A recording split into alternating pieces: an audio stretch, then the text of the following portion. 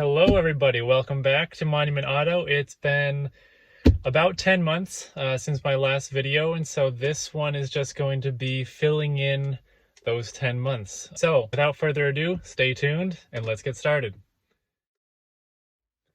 So about 6 months ago, the number 5 cylinder developed a misfire, and I did kind of what everyone would do initially, and I just swapped the number 1 and the number 5 coil. The misfire jumped to the number 1 cylinder, and so, diagnosed bad coil pack, and I replaced the faulty one, which is very simple. I have a little bit of footage here, but basically you just have to remove the intake air filters, the air box there, and you can access the coil packs. Very simple, 2 bolts per coil pack. Just pull it out, push the new one in, bolt it back in, plug it, you're good to go. So I did that. The check engine light went away for, I don't know, a week or less maybe. And then check engine light came back on, and this time it was a multiple cylinder misfire. And so I was like, the chances of it being the coil packs are low, for them to go bad kind of at the same time like that. But I was like, whatever, I'll just replace all the coil packs. I found a good deal on them online, so I replaced all 8 coil packs and reset the check engine light. And again, it stayed off for at least a handful of days. It wasn't, immediately coming back on, but it continued to be a problem. So the check engine light would come back on, the engine would start running rough.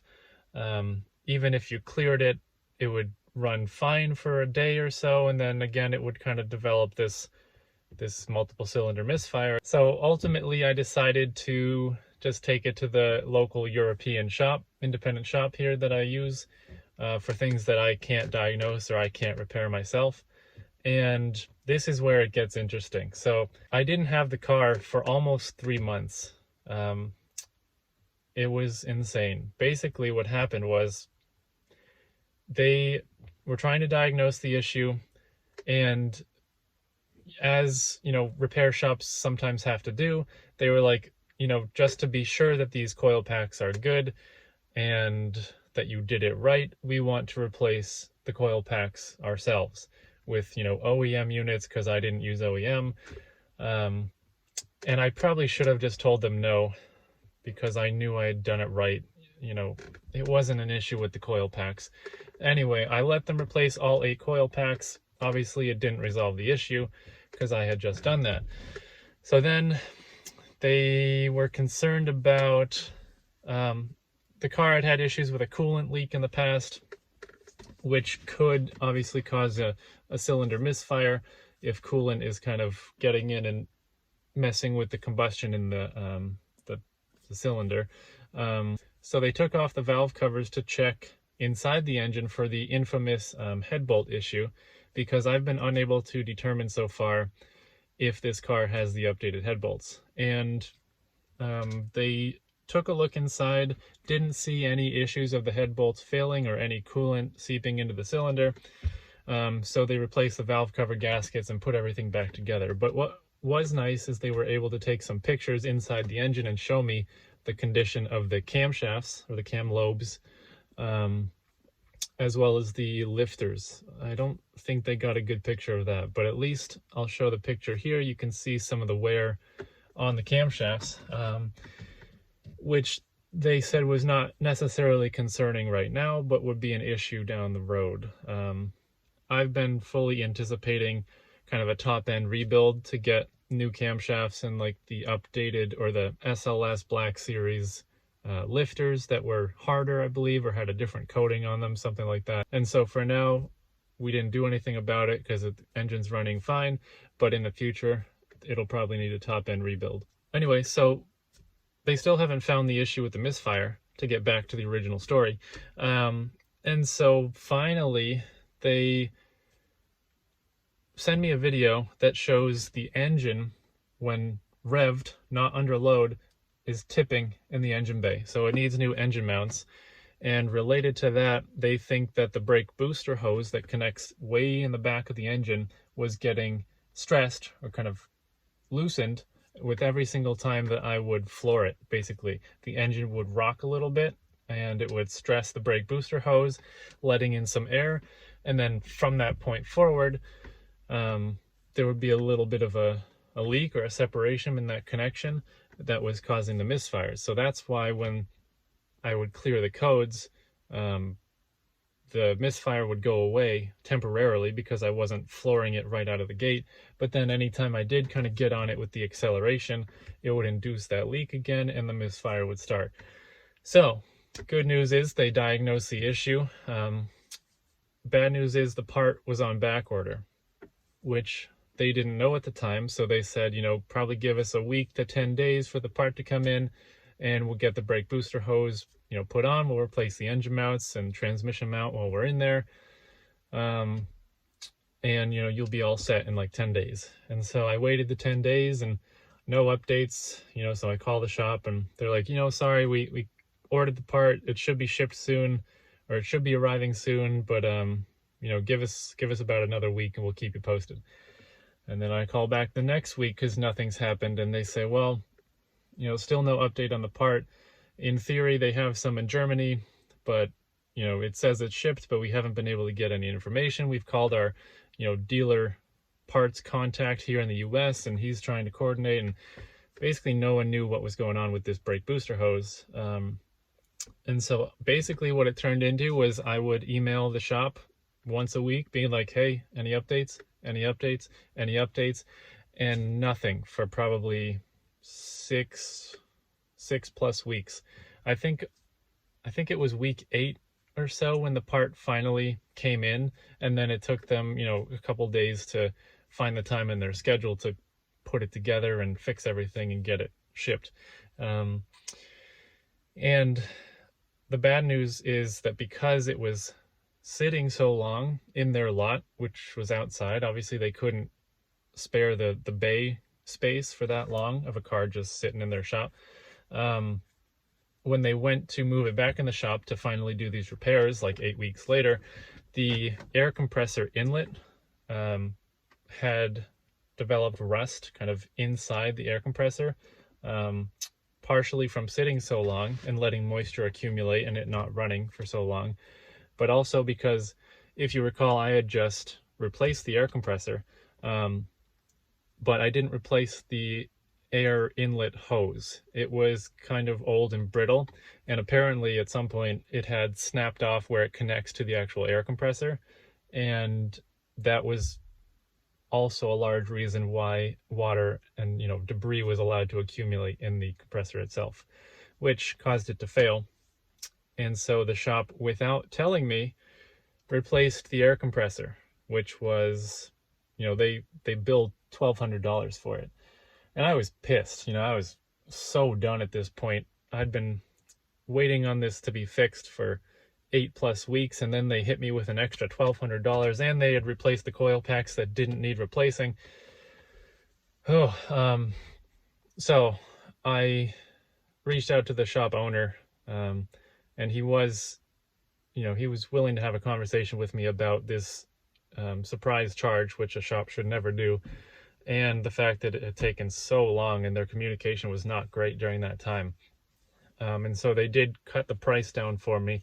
Basically, they cut all the parts off that were essentially unnecessary. But still, all in all, I think it was, I can't remember off the top of my head, it was probably $4,000 of parts and labor and 8+ weeks of not having the car.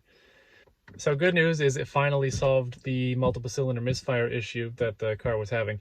Actually, funny story, about a day later of me picking the car up and taking it home, the check engine light came back on for a lean code, and I was so done at this point. I was so mad. And so I just called the shop. I was like, hey, it's got a lean code. I'm bringing it back right now. I don't care if you're busy. Like, you have to fix this right now. And thank God, like, luckily it was just the oil dipstick was not fully seated in the tube. And so I guess these engines are so sensitive to excess air that just having the dipstick slightly out of the dipstick tube was enough to cause a lean condition, which set the check engine light. So super easy fix. We just put the dipstick back in, And so far there's been no misfire or lean conditions since it came home from the shop. However, not too long thereafter, the transmission went into limp mode and a code came up for like a speed sensor. I'll put it on the screen right now because I took a screenshot. And you know, as I had mentioned in previous videos, the car had been having some issues with kind of harsh shifts, rough shifts, not even that harsh, from second to third, especially when it was cold, and then also decelerating if you're in sport mode, coming down into first gear. It would be a rough shift down into first gear. And so this was the first time any codes had come up, and I was kind of happy, oddly enough, that I had some direction. So I did a bunch of research on these speed sensor codes, and oftentimes the conductor plate goes bad in these cars or these transmissions. And there's actually a way to replace the speed sensors without replacing the whole conductor plate. And so I looked it up, and there's a company called like Mercedes Medic or something like that that replaces the speed sensors, and it was like $300 or something like that. But then I also saw a handful of people saying that if you take the conductor plate out, you can actually clean the speed sensors because kind of gunk, transmission debris can build up between the transmission or the conductor plate and the valve body where kind of the signals are processed. And so as you'll see in the pictures here, I ended up dropping the transmission pan, draining all the fluid again, because I've done this before.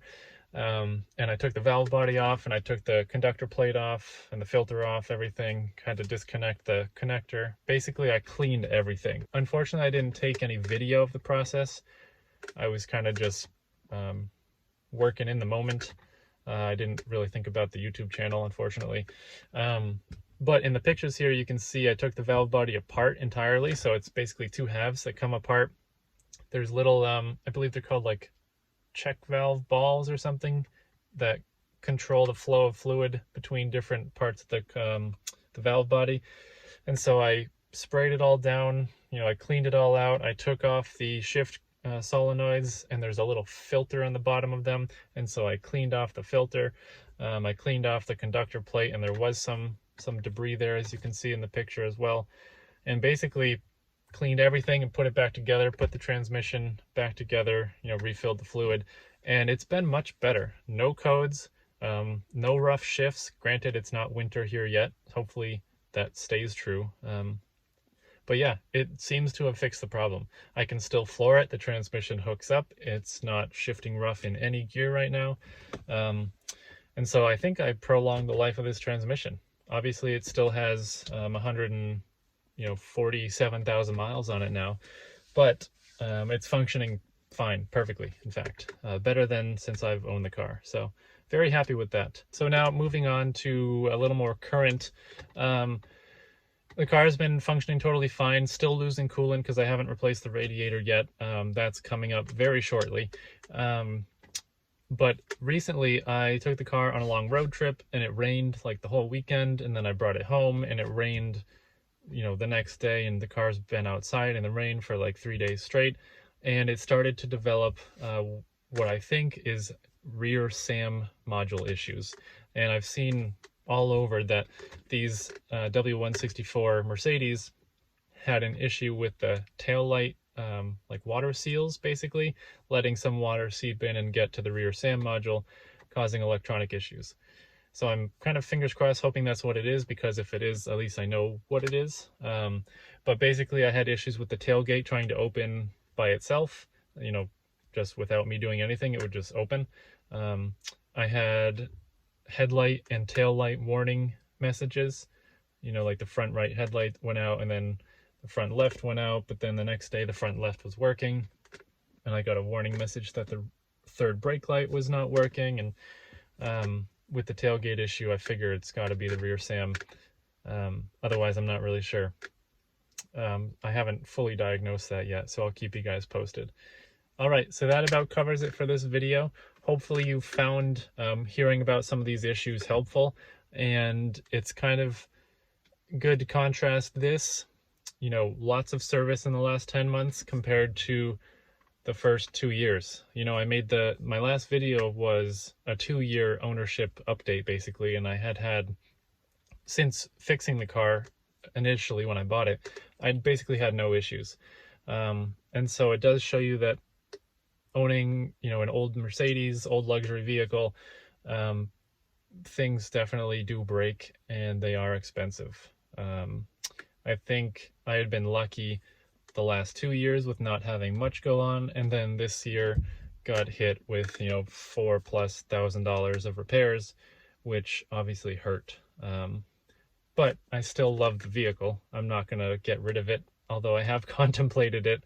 But, you know, I'm kind of viewing this as just a long-term project that I can continue to enjoy, hopefully, even if I do have to put money into it. This is my hobby. You know, I love cars. I love working on it.